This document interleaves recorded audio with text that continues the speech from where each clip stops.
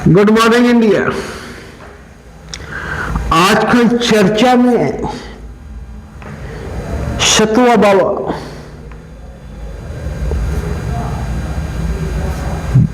बहुत से मित्रों ने पूछा कि बाबा के पास 3 करोड़ की गाड़ी पहले से थी, अब 4.40 करोड़ की गाड़ी की क्या जरूरत पड़ी? क्या एक बाबा के पास गाड़ी होनी चाहिए? बहुत अच्छे सवाल है। मैं बार बार बोलता हूं,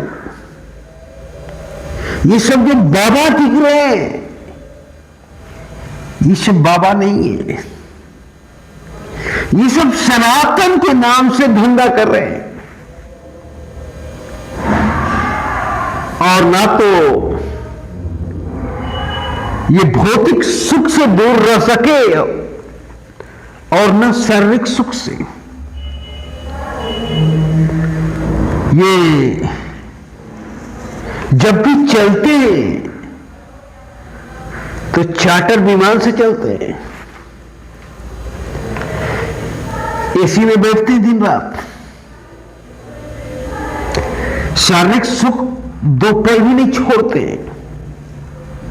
और ना भौतिक सुख छोड़ते हैं।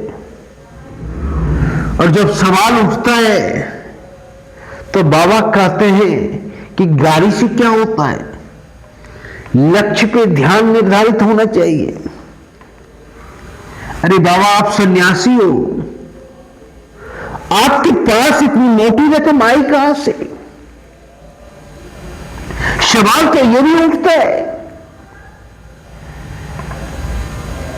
सन्यास का नियम आपने पालन किया? सन्यासी को प्रत्येक दिन 5 घर टच करना पड़ता है और 5 घर से जो अन्न मिलता है वही ग्रहण करते हैं, और अगर नहीं मिलता है तो भूखे सो जाते हैं, पर 6ठा घर टच नहीं करते। सन्यासी के पास आत्मसंतोष सबसे बड़ी चीज होती है। उसे दुनिया से कोई मतलब नहीं है। वो तो अपने प्रभु की सेवा में तत्पर रहते दिन रात, और उन्हें यह भी मतलब नहीं है कि हमें कोई जाने। पर आपने गाड़ी किस उद्देश्य से खरीदी है? सवाल तो उठता ही है।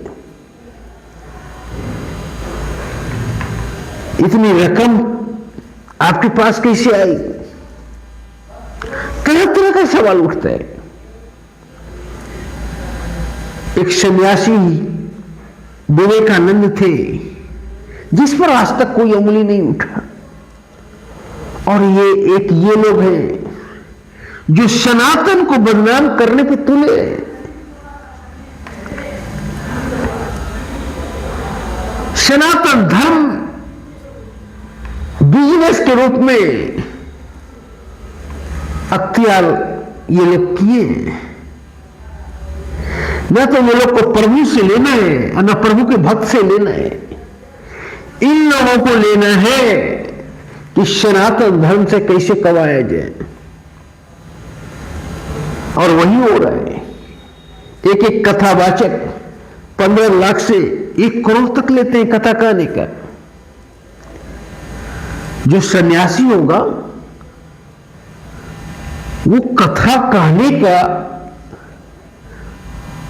15 लाख ले, 1 करोड़ ले, तब तो सवाल उठता ही है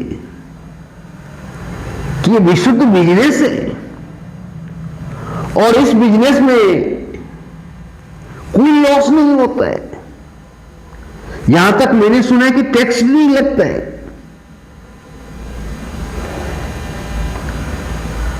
और जब मंदी का समय आता है तो ये बिजनेस और भी ग्रोथ करते हैं। तो ये हमारे बाबा नहीं है। ये दिख रहे हैं बाबा। हमारे बाबा आज भी हिमालय की कंदराओं में प्रभु की आराधना कर रहे हैं। उन्हें ये मतलब नहीं है कि कोई हमें जाने, वो तो अपने परमात्मा में लीन है। तरह तरह के वीडियो दिखते हैं कि बर्फ में तपस्या कर रहे हैं। तो सही में सनातन धर्म का वही लोग योद्धा हैं। और ये लोग जो कथावाचक 5-5 करोड़ के कार से चलते हैं, ये लोग ढोंगी हैं। सनातन के नाम पर बिजनेस किए हुए हैं। सनातन को बदनाम करने के अलावा इन लोगों के पास और कोई काम नहीं है। जय हिंद।